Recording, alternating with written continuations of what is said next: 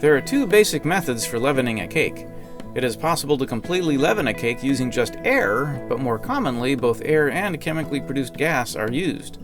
One of the main steps in making this kind of cake is called, quote, creaming, where the sugar and fat are blended together until they start to change color. So why does the mix change color? Air will end up getting trapped on the sides of the crystals and surrounded by the creamy fat. The leavening action is simply the fact that gas expands as it heats up. The only way it can expand is up and out. Hence, the cake rises. But what about an angel food cake? The very light batter, if you want to call it that, is actually a foam. Chemical leavening combines an acid with baking soda. A double-acting baking powder has both room temperature soluble and heat soluble acids. For this reason, a combination of air leavening and chemical leavening is often used, with chemical leavening being the insurance to achieve a good result. Now that you have this fun, edible knowledge, you should use it and make a cake.